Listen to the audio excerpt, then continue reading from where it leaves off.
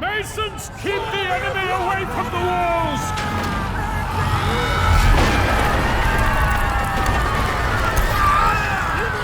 Ladies and gentlemen, keyboard warriors, sweat lords alike, welcome to the 2.5 update for Chivalry 2, the Tenosian Invasion.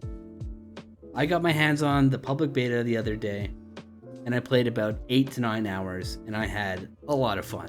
Like, fun is not the right word. I had, super fun. There were some weird performance issues, like hit detection was off, and the servers were kind of desyncy, but it still was a ton of fun. Like, I couldn't believe that I was running through the desert, lopping heads off on horseback.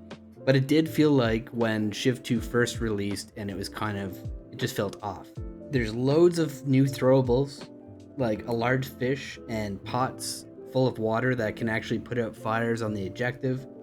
There's so much to go through, so let's just jump straight into the content. And one more thing, for those of you that aren't aware, when you play a public beta like this, it's a whole other application you have to launch. It's a different game. And so when I did, I had to reset all my special keybinds and stuff, my mouse sensitivity and everything. But I forgot to cap my frame rate at 60 frames per second. And if I don't do that while playing Chivalry 2, my footage always looks terrible. And I get stuttering issues, and so unfortunately most of my footage, I'd say 90% of my matches recorded are just unwatchable. And the last 10%, there are some frame drops in some of the footage. Please excuse that. In the future, that won't happen again. On to the content. So with this new update, we're getting 4 new maps. We're getting the Breach of Bodwin, the Raising of Askendir, Desert, and the Charge of Wardenglade. Now, the Breach of Bodwin is a team objective map, as well as the Raising of Askendir. Desert is a team deathmatch map, and the Charge of Wardenglade is also team deathmatch, although it's going to be on horseback, so there's going to be horses in a team deathmatch map. Most of you will already know Wardenglade, as it's already a team deathmatch map, obviously without horses. They show us some of the Agatha horse armor and some of the Mason and Tenosian horse armor, which is pretty cool. I'm hoping we can all customize our horses, though. That'd be very cool. They show us some of the Tenosian armors again, and then I noticed this little guy here, the Agatha and Mason peasant caps, exclusive community award item. Finally, I can dress my guy up like Jeffrey. Thanks for nothing, Jeffrey. They go over the weapon skins, the Falchion Shamshir. The Falchion Shamshir skin looks pretty cool. And then there's a thicker boy for the Falchion called the Carabella skin. We're getting a pretty cool skin for the dagger called Kanjar. And then they went over some of the shields. On to the horses. The horses feel a bit OP to me. I'm not sure if it's just me because I'm used to, Mordhau has horses. I've played Elden Ring recently, which has mounted combat. And I've forever been a fan of Mount and Blade too. Maybe I'm just used to mounted combat and people aren't yet. But javelins and archers take pretty good care of the horses altogether, especially the two-handed spear, that special where you just lower the spear down to the ground and wait for something to run into it. That works perfect. I got killed plenty of times. Spear users doing that to me near the end of the public test. But the horses are very strong with the right rider. So just a quick few things before I stop talking about horses. During the match, you'll notice on the top right hand of your screen, it'll say press K to join the cavalry. If you press K before all the other nerds in the match, you'll be queued up for mounted combat. If you're alive when you queue up and you die, by the time you respawn, you've missed your chance to spawn mounted, which is kind of silly, but I guess that's just how it works. If you're alive and you queue up for a horse and you wait out the 10 seconds, it'll kill you in game and you'll spawn as a horse immediately. Once you do spawn on your horse, you'll start with a lance in your hand. The lance is pretty good. You just press left click and it'll lower the lance down. It'll cooch it, as they say. And then you just aim it for someone's head or whatever you want to hurt. After 3 hits, the lance will break and automatically drop.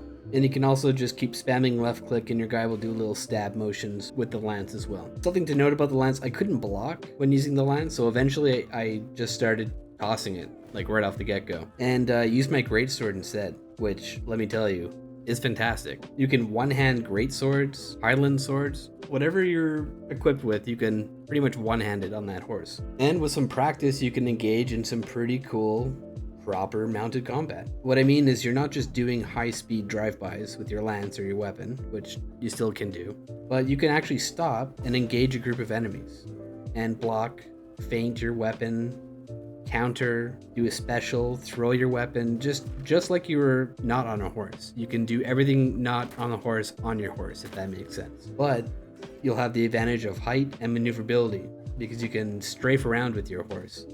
And you can kick with your horse, which kills. I'm not sure how much damage it does yet, but it works. So the patch notes is quite the list, actually. I'm not going to go over everything. I'm going to go over, in my opinion, the highlights or what I found interesting. And then I'm going to go over what I think are some of the issues. Poke weapons, like spears, anything that stabs, and specials got a turn cap nerf.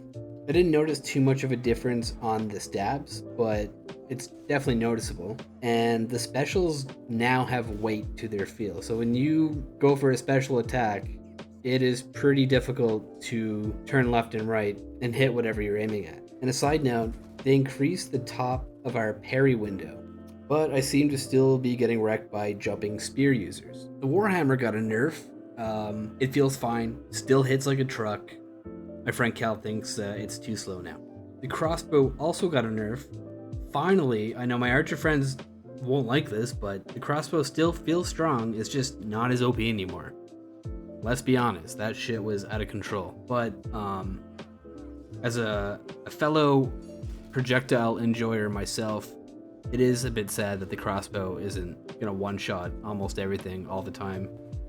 I think if we're gonna start nerfing the archer class and subclasses, we need to beef them up, even if just it's like 10 HP or 10 extra stamina or something, because playing archer is already a pain. You gotta run back and rearm your ammo, blah blah blah blah blah. Anyways, crossbow got nerfed. Disarm got a significant nerf as well. I call this in my notes, disarm is death. Basically it's a 50-50 for me if I have a chance to dodge or block with my sidearm. If an enemy is gonna follow up with an attack, then I'm pretty much dead. If he wants me dead, I'm pretty much dead. I mean, it's a good change overall. I mean, some of these sweat lords out here, you know who you are, they just won't die. So now, you know, they'll die sometimes more. So that's great. You know, the average man like you and me has a chance on the battlefield. The game mode free-for-all is being moved to the server browser and off the main page. I mostly play 64 the most, but I've been playing free-for-all recently and I've grown to love it, actually. Chat seems pretty pissed. I played a free-for-all right after the public test, and everyone seems, the community there seems a little worried that the now that it's going to be hidden in the server browser category, that the population will dwindle and likely die. Honestly, I think the sweats and the people that only play free-for-all, those guys will definitely still play it. I guess we'll just have to see what happens. The dev team did a stream prior to the public beta going live, like literally right before it. And it was 100% horsey themed. They showcased the horses on Wardenglade, and they said this. Coxwell is coming back. It won't be in the public test, but Coxwell will be making a return in the Tenosian Invasion update. Finally, we get Coxwell back in rotation. There are a few issues I just want to address. We'll go through them really quick. The horses get stuck on nothing all the time. Like, there seems to be nothing that I should get stuck on, and then I'm stuck. Also, if I get hit really hard or I get stuck on nothing, my horse won't speed up again. You're supposed to press left shift to gallop, and that's not really working. Maybe that's a mechanic or something. I don't know, but it's annoying as hell. The controls are a little bit stiff on the horse, especially when you're galloping, which I guess that kind of makes sense. And a good remedy to take, you know, sharp turns or maneuver quickly is to hold S, and your horse will slide. And once you figure that out, the rest will follow through. You'll be okay with horses. The spamming of K to get a horse or spawn as cavalry. There's some people that just, you know, can't press K fast enough. It's all the way on the other side of the keyboard. And then people will say, well, Blackout, you could just rebind it to whatever. And I think that's the problem. People are going to make macros where it's just always spamming K, and I don't know about this spamming K thing, okay? The Tenosian skins, when we saw the previews of them, they look pretty similar, but I wasn't too worried about if they look too much alike, and that's the problem. They look too much alike. On the battlefield, especially when there's blood involved, I can't tell if I'm fighting a knight, a vanguard, or an archer, or a footman. Like, I just can't tell. My first initial thought was maybe they could introduce some special helmets, but then some people just don't wear helmets, so I don't really know what they're going to do about that. But every class looks the same right now. The 3.5 new maps, because I don't consider Warden Glade a new map, with horse combat is limited to 52 players instead of 64.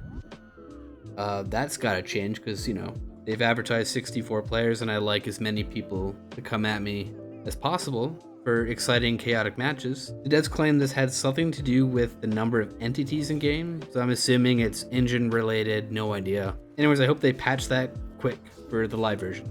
All in all, I have to say I'm pretty impressed with the level of detail in the maps. The skins look amazing. The horses are amazing, yet buggy, but amazing. Like, we have horses now, guys, and I tested them, and they're amazing. I said amazing like 10 times, but they are.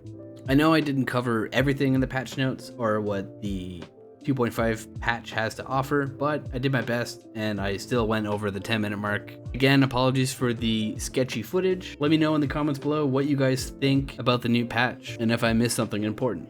And I'll see you, my lords and my ladies, on the battlefield.